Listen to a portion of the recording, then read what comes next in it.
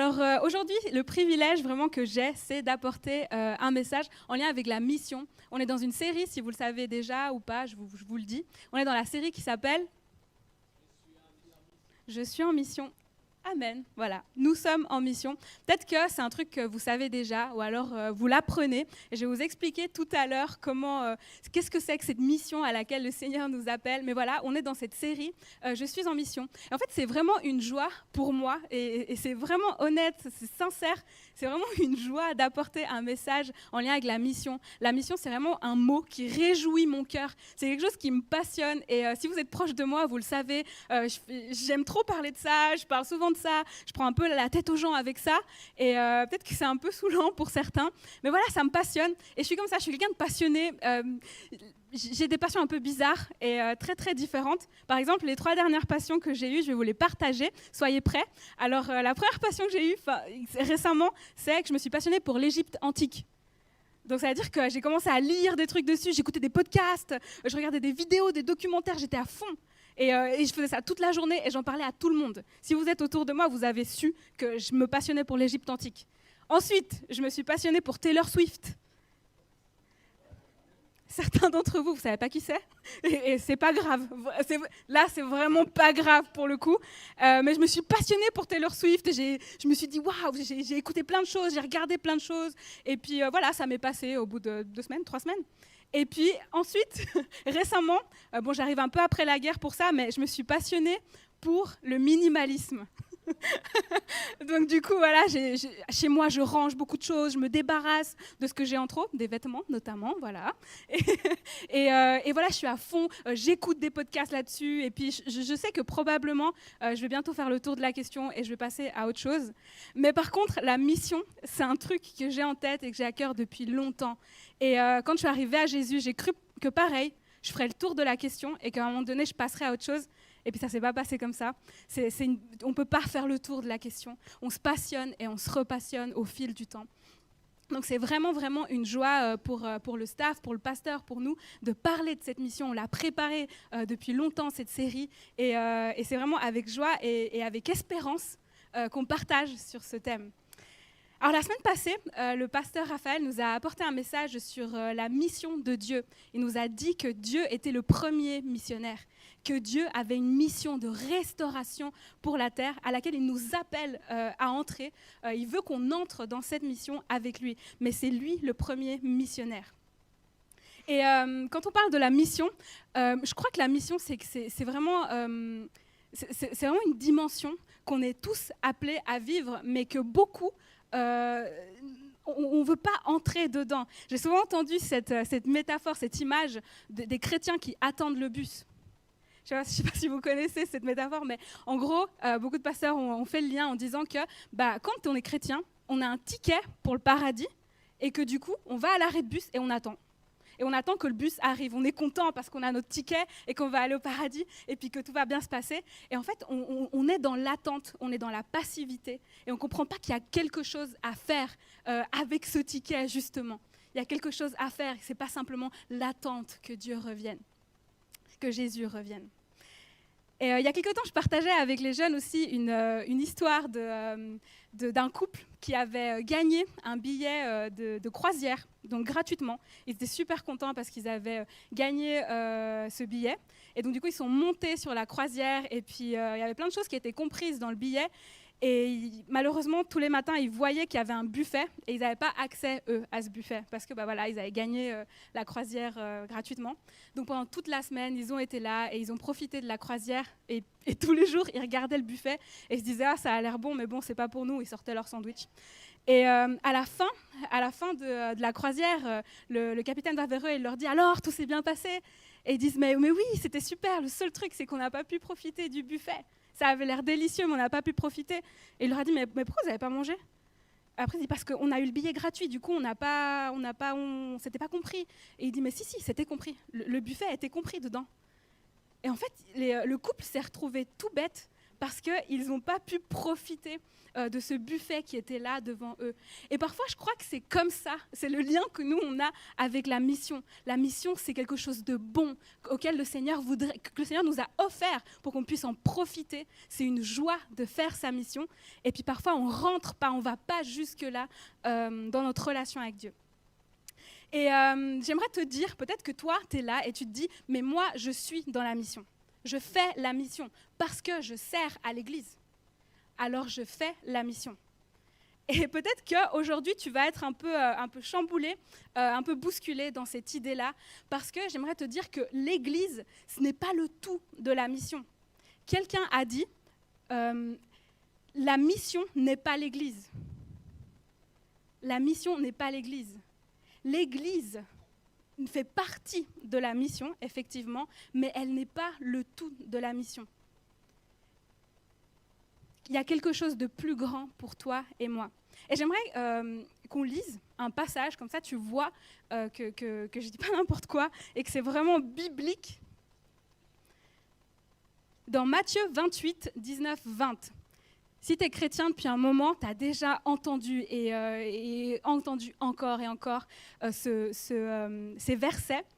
Mais peut-être qu'aujourd'hui, on va les redécouvrir ensemble. En tout cas, si ton cœur est ouvert, on va peut-être les redécouvrir ensemble. Dans Matthieu 28, 19, 20.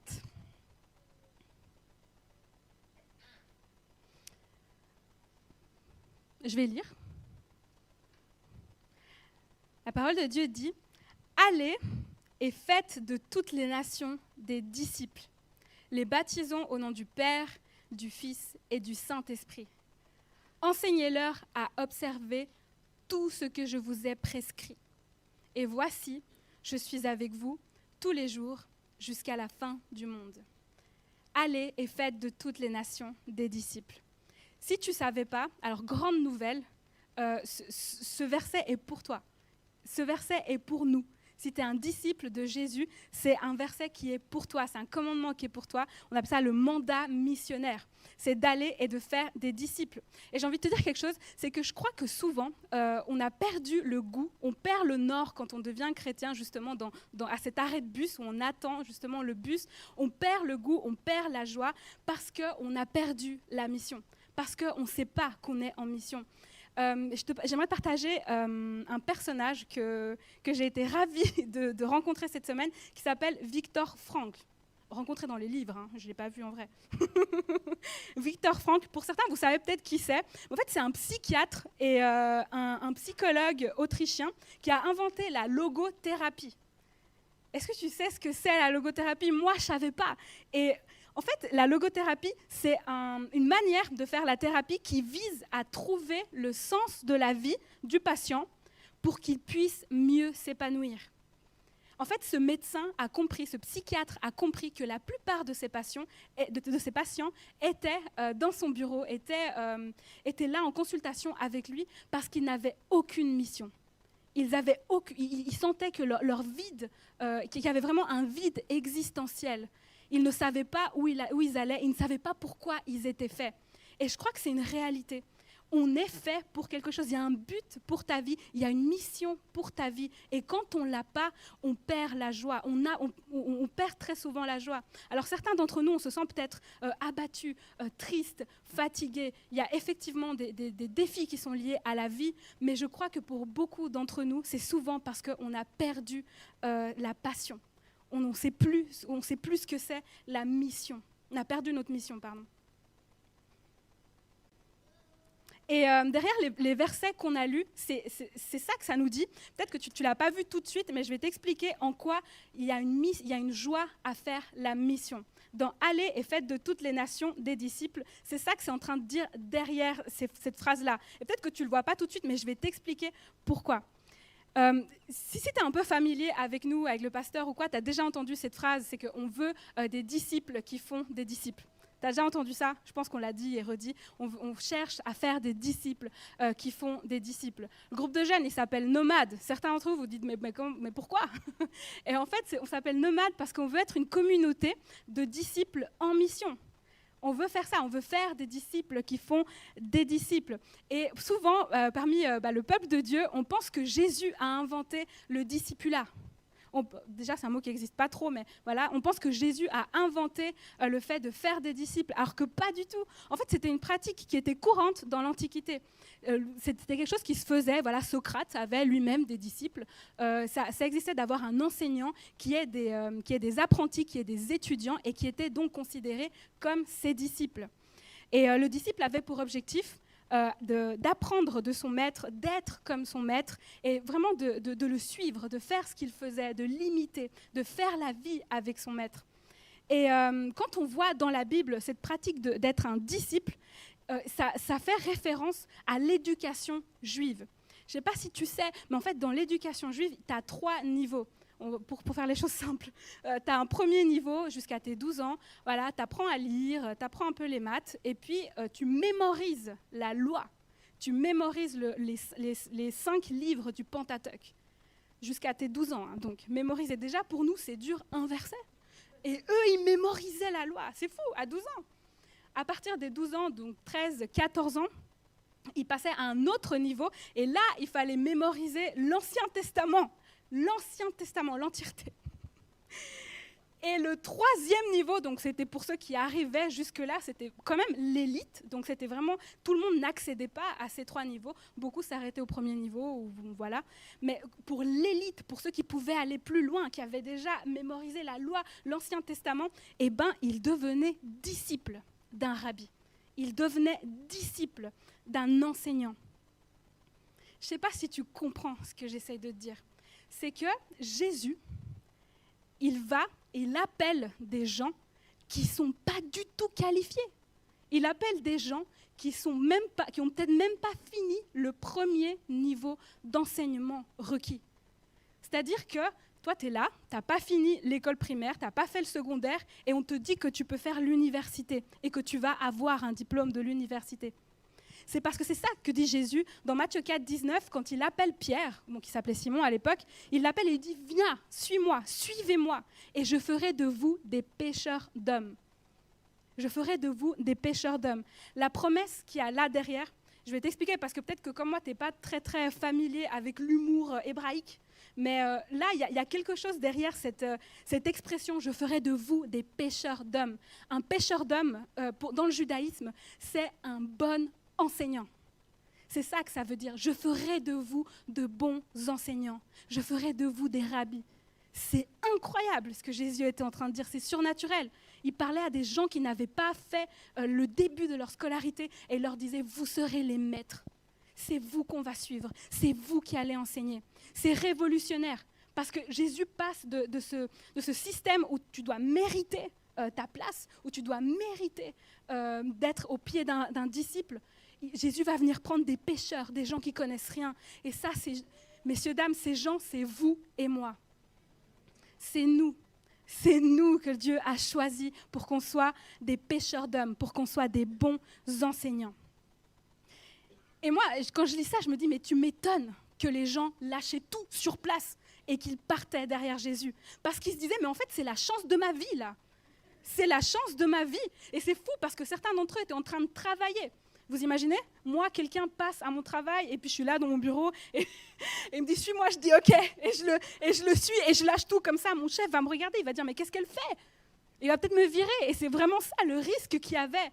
Et les gens prenaient ce risque parce qu'ils savaient que c'était la chance de leur vie, parce qu'ils savaient que la cause de Jésus, là, elle valait le coup. Elle valait le coup de tout lâcher. Tu m'étonnes qu'ils lâchaient les filets, qu'ils lâchaient tout ce qu'ils avaient, toute leur sécurité. Et j'aime ce que dit Timothy Keller à ce sujet. Il dit « Aujourd'hui, les seules personnes vraiment radicales que je connaisse sont des chrétiens. » Aujourd'hui, les seules personnes vraiment radicales que je connaisse sont des chrétiens. Les seules personnes capables de faire des choix impossibles, c'est les chrétiens. Les seules personnes capables d'aller en Afrique du Sud, voilà, pour construire, pour avoir ce projet, et puis Ramona qui est en Jordanie, mais c'est des chrétiens. Mais il faut être fou pour tout lâcher comme ça. C'est que les chrétiens. Parce qu'en fait, on a compris qu'il y a une cause qui vaut le coup. On a compris qu'il y a une cause qui nous dépasse, qu'il y a une cause qui dépasse mes besoins, qui dépasse mes petites aspirations d'argent, peut-être de stabilité familiale, je sais pas. Il y a une cause qui dépasse ça, et c'est la cause de Christ. C'est la mission.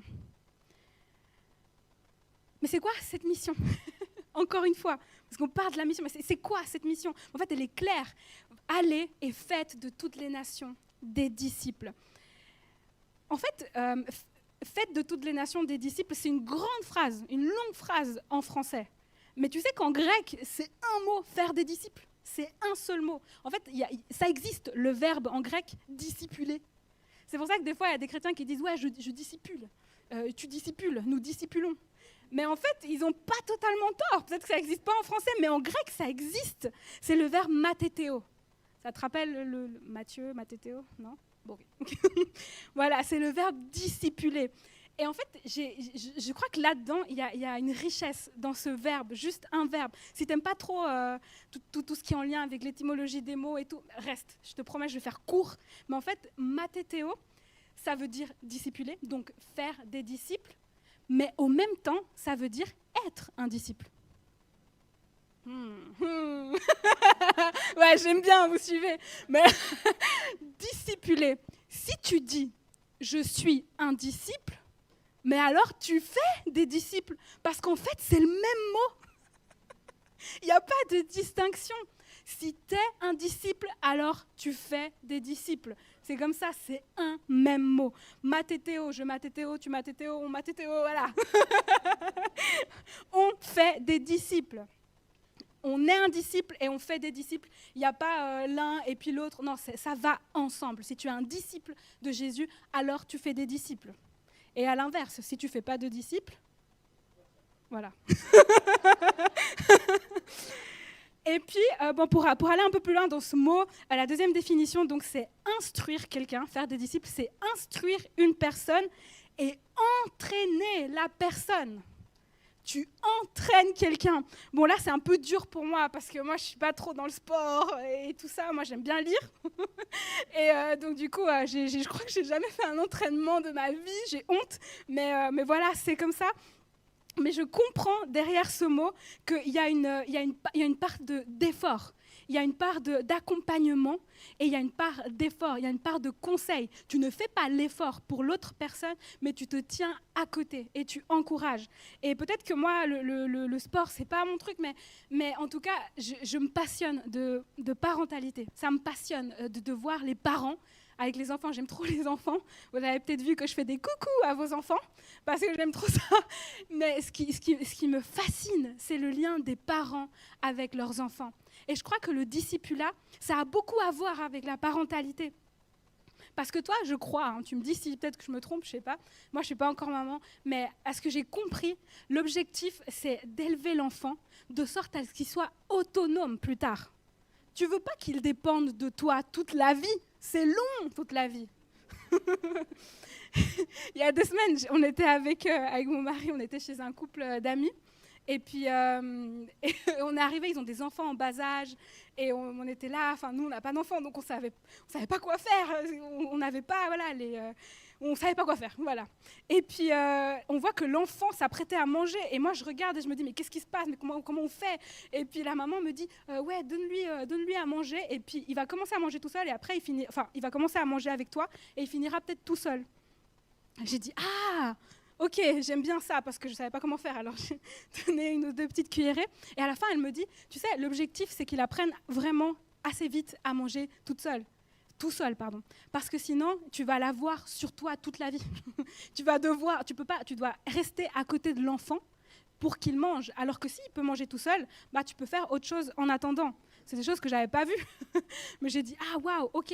Et en fait, je crois que c'est pareil avec le discipulat. L'objectif, c'est que la personne que tu prends avec toi, l'objectif, c'est que ton disciple, il puisse vivre tout seul après sa vie de chrétien. Que tu puisses l'entraîner de sorte à ce qu'il puisse vivre sa vie de chrétien seul. Mais l'entraîner à quoi? Parce que c'est quoi? C'est l'entraîner à quoi?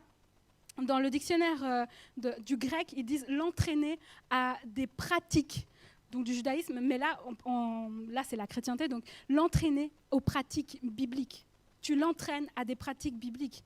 Donc le discipulat, c'est pas trop un truc que tu dis, tu ne vas pas trop l'enseigner au niveau théorique, mais c'est vraiment de l'entraînement. C'est-à-dire que vous allez être ensemble dans ce combat-là. Tu vas lui montrer comment faire. C'est quelque chose que tu fais, le discipulat. Alors, comme la parentalité, ouais, ça va demander un effort. Ça va demander un sacrifice.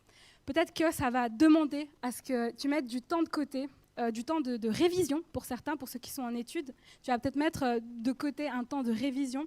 Peut-être un temps où tu aurais pu te reposer. Peut-être ça aussi, un temps où tu aurais peut-être pu, comme disent les jeunes, chiller. Comment on dit ça Un temps où tu pourrais te détendre, voilà. Exactement. Ou alors peut-être un temps en famille, un temps que tu voudrais peut-être passer en famille ou entre amis. Bah, peut-être que ce temps, ça va être consacré à la mission. Tu vas peut-être devoir prendre un temps de tes loisirs, consacrer peut-être un temps de ton loisir à ça. Mais surtout, l'effort que ça va demander, c'est un effort de sainteté. C'est vraiment un effort de sainteté. Si tu veux avoir des résultats dans le discipulat, si tu veux faire des disciples, il faut que tu sois saint. Il faut la sainteté. Il y a vraiment un coût. Peut-être c'est la patience. Ça va te demander d'être vulnérable parce que tu vas faire la vie avec une personne. Elle va te voir de près, là. Elle va te voir de près. Donc, tu vas peut-être devoir renoncer à un confort, je ne sais pas. Mais tout ça pour participer à la mission de Dieu. Il y a un effort. Chris Wright a écrit « La mission, c'est la participation à la vie de Dieu. C'est la participation à ce que Dieu fait. » C'est pas un petit truc, là. C'est vraiment un privilège, c'est une joie, mais effectivement, c'est un effort. Paul Washer, dans ce même sens, il dit « Montrez-moi les trous dans vos mains. Les trous que la mission a causés. » Parce qu'à Jésus, lui, ça lui a valu sa vie. Il a été crucifié pour la mission. C'est pas littéral, la phrase de Paul Washer. C'est pas littéral, tu peux pas te faire des trous, ça n'a aucun sens. Mais le sens là derrière, c'est qu'effectivement, il y a un coût et il y a peut-être une mort à toi-même dans ce chemin. Parce que la cause est plus grande que toi-même. Parce que la cause est plus grande que tes besoins. Faire des disciples est plus grand. Et peut-être que tu te questionnes sur l'efficacité du système. Vous savez, moi, je me retrouve souvent heurtée à un truc, c'est que je suis jeune. Et puis, du coup, quand je partage quelque chose, les gens, ils se disent « Oh, mais bon, elle est passionnée parce que, bon, elle est jeune. Ça va lui passer. » Et je me souviens une fois que quand j'ai découvert cette histoire de discipulat et que j'étais trop contente, je me disais voilà, c'est ça la clé, il faut faire des disciples. Et j'ai partagé ça à quelqu'un de plus âgé et il m'a dit oui, je connais. Oui. Moi aussi, à mon époque, quand j'étais jeune, j'ai aussi essayé de faire des disciples, voilà, ça n'a pas marché, donc bon, au bout d'un moment, et je me suis dit waouh. Et je me suis dit ok. Mais en fait, c'est un système qui marche parce que, premièrement, bon, il est biblique et c'est un système que Jésus lui-même a appliqué. Lui-même a fait des disciples. Et toi, ta mission, c'est la même. Tu vas aussi faire des disciples, la même chose que Jésus. Et lui, ça a tenu 2000 ans. Je sais pas. Donc moi, je trouve que c'est fiable comme méthode. En tout cas, voilà, moi, je fais confiance. Et surtout, je pense que c'est hyper pertinent dans la société dans laquelle on vit aujourd'hui. Parce qu'en fait, les gens, ils veulent plus venir à l'église. Peut-être que ça te choque ou pas, mais les gens, ils veulent plus venir à l'église entendre parler les prédicateurs. Ils veulent pas des gens qui parlent. Ils veulent des gens qui vivent. En fait, ils veulent savoir si le prédicateur, il vit ce qu'il dit. C'est chaud. Ils veulent savoir si le prédicateur, il vit vraiment ce qu'il dit. Les gens ont une soif d'authenticité. Et c'est dans ta vie qu'ils vont trouver ça. C'est dans ta vie qu'ils vont trouver Jésus. J'aimerais te partager un truc. Je ne sais pas si tu connais Benjamin Franklin et l'amitié qu'il avait avec George Whitefield. Peut-être que c'est des noms qui ne te disent rien. Mais bon, Benjamin Franklin, c'est quelqu'un d'hyper connu, voilà, un scientifique, qui n'était pas du tout chrétien, hein. Ah, ça l'intéressait vraiment pas, le christianisme, et il l'a verbalisé souvent, et ça l'intéressait pas, il croyait pas Il ne croyait pas à Christ. Mais il était super ami avec George Whitefield, le pasteur, le grand évangéliste du XVIIIe siècle. Ils étaient super amis. Et à tel point que Benjamin Franklin lisait ce que George Whitefield écrivait. Il écoutait ce que George Whitefield disait. Et même qu'il donnait de l'argent pour les orphelinats que George Whitefield avait élevés. Il donnait son argent.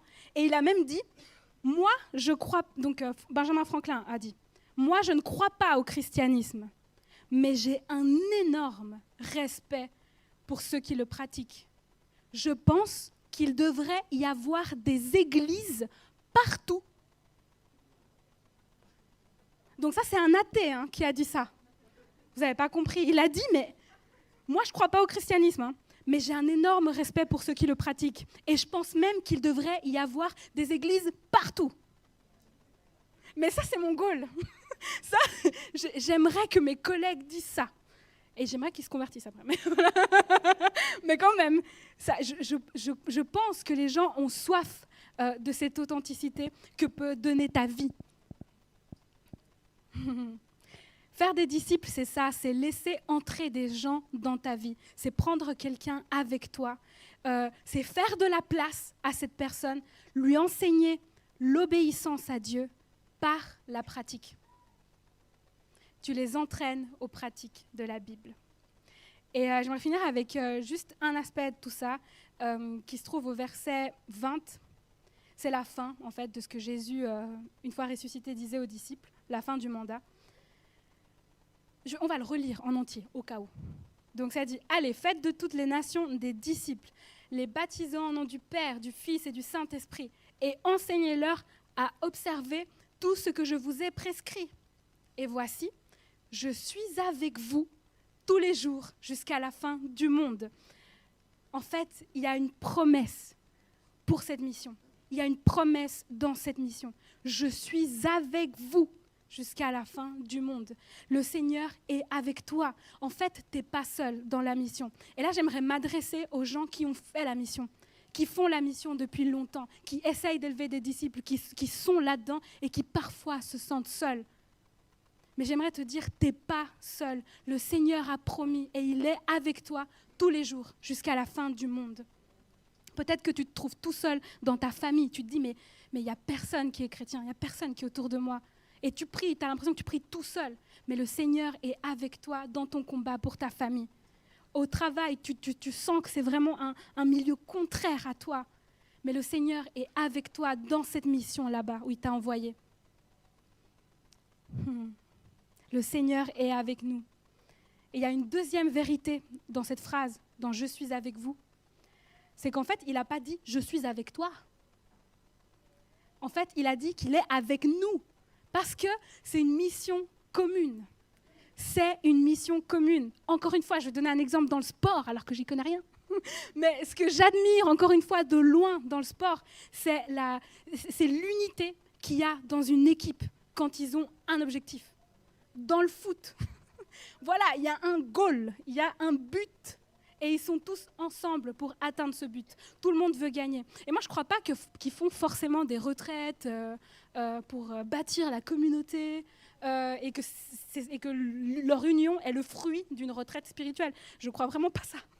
Je ne crois pas non plus que voilà, ils ont passé du temps ensemble pour bâtir les liens. Je pense que directement, le but commun qu'ils avaient les a unis. Je pense vraiment que dans l'Église, ce qui nous unit, c'est la mission. Si on était tous concentrés sur la mission, on serait vraiment un. Il nous promet sa présence dans cette mission. Et cette mission nous unit. Il est avec nous. Si tu as de la peine à t'intégrer ici dans notre communauté au Bouchet, j'espère que ce n'est pas le cas, mais si tu as de la peine à t'intégrer, j'ai envie de te dire, mais viens et rejoins la mission. On a une mission, on a une mission commune. C'est faire des disciples. Ma mission, c'est pas être responsable jeunesse. La mission du pasteur, c'est pas être pasteur. Lui et moi, on veut faire des disciples. Et ta mission à toi, c'est aussi de faire des disciples. Le Seigneur nous a donné une communauté pour faire des disciples. Alors Dieu nous dit, suis-moi aujourd'hui. Peut-être que tu ne suis pas Jésus encore. Sache qu'il y a un appel pour toi et un appel qui culmine à une mission. Tu es appelé à suivre Jésus. Tu es appelé à être disciple pour faire des disciples. C'est le même mot, rappelle-toi. Je pense qu'aujourd'hui, le Seigneur veut qu'on retrouve la joie. Il veut qu'on retrouve la joie de la mission. Il veut qu'on retrouve le sens à notre vie, qu'on soit pleinement rempli par sa mission. Et il veut aussi, je crois, qu'on puisse payer le prix du discipulat, le prix de faire un disciple. Et je vais te dire les choses clairement, peut-être que tu n'as pas encore compris à ce stade, mais choisis une personne. Maintenant, choisis juste une personne. Pense pas à 12 personnes comme Jésus. C'était Jésus.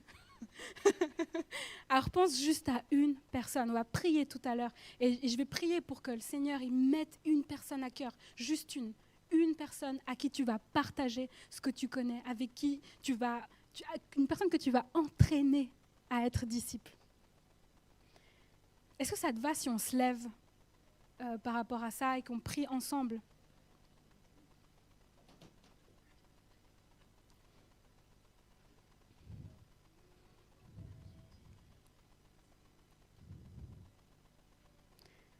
Seigneur, merci pour ta présence dans cet endroit, Seigneur.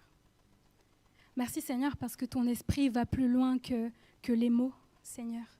Et que c'est ton esprit qui nous convainc d'entrer en action, Seigneur.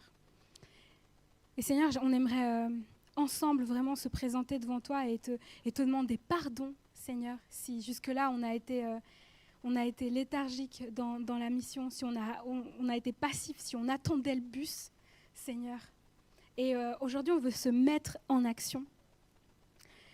J'aimerais prier pour celui qui ne trouve plus de joie à être chrétien, qui est un peu lassé. Tu as comme un goût amer comme ça de la chrétienté. Tu te lasses. Puis je veux proclamer vraiment sur ta vie que le Seigneur fait descendre sa joie. Il te donne un sens. Il donne un sens à ta vie aujourd'hui, le sens de sa mission. Il dépose dans ton cœur le fardeau de la mission. Il dépose dans ton cœur ce matin cette joie de savoir où tu vas et pourquoi tu es fait. Oui, Seigneur, je te remets vraiment toute la communauté, je me mets avec, Seigneur. Et je prie vraiment que tu descendes, Seigneur, que ton esprit descende sur nous et qu'il vienne renouveler notre pensée, Seigneur. Viens renouveler notre pensée. Qu'on puisse vraiment se passionner pour toi, pour ta mission, Seigneur. Pour faire des disciples. Qu'on ait à cœur ce que tu as à cœur, Seigneur. J'aimerais prier pour ceux qui veulent aussi faire la mission, qui veulent faire des disciples, mais tu es tout le temps freiné parce que tu te dis, mais en fait, moi, je suis même pas sûre que moi, je suis un disciple. Mais je suis même pas sûre que moi, je suis saint. Et je veux prier vraiment pour qu'aujourd'hui, tu puisses avoir cet nouvel élan de suivre Jésus, de tout laisser, de laisser tes filets, de laisser ce que tu fais et de vraiment suivre Jésus. Oui, Seigneur, viens nous attirer à toi, chacun d'entre nous. Tu as dit que par ta croix, tous, tu les attirerais à toi. Alors attire-nous, Seigneur. Attire-nous à toi. Fais-nous tomber amoureux de toi, de ton projet pour l'humanité, Seigneur. Merci pour ce privilège, Seigneur. Fais-nous comprendre, donne-nous le discernement de voir grand, de voir comme toi tu vois, Seigneur.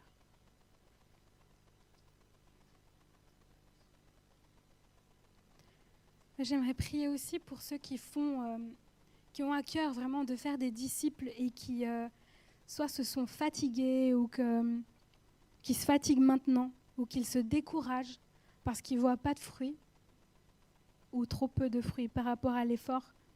Et j'aimerais juste te redire que tu n'es pas seul, que Jésus a promis, Dieu promet et il accomplit. Il ne ment pas, il dit qu'il est avec toi tous les jours, jusqu'à la fin du monde. Le Seigneur est avec nous tous les jours jusqu'à la fin du monde. Seigneur, que ta présence vienne nous encourager maintenant, Seigneur. Que ta présence, Seigneur, vienne nous remettre le nord en place, Seigneur. Et qu'on se rappelle qu'on soit comme envahi d'un regain d'énergie dans le nom de Jésus. Que ton esprit, Seigneur, nous revigore. Que ton esprit nous vivifie, Seigneur. Que ton esprit, Seigneur, nous redonne vie. Que ton esprit nous redonne la passion de la mission dans le nom puissant de Jésus, Seigneur. Je prie vraiment pour tous les leaders de la communauté. Je prie aussi pour tous ceux qui servent, qui ont à cœur, qui essayent de marquer la différence là où ils se trouvent, dans leur travail, dans leur école. Et je proclame sur toi vraiment les cieux ouverts. Je proclame vraiment sur toi une bénédiction particulière et que le Seigneur te remplisse de sa joie, qu'il te remplisse de courage pour ta mission. Que vraiment il te renouvelle, qu'il te restaure au nom puissant de Jésus. Alléluia, Seigneur. Merci, Seigneur. Merci pour ce privilège. Merci de nous avoir choisis. Merci, Seigneur, parce qu'on ne le méritait pas et tu nous as appelés. On sort d'ici, Seigneur, et j'ai l'espérance que tu as mis une conviction dans nos cœurs. La conviction, Seigneur, de faire ta mission. Au nom de Jésus. Amen.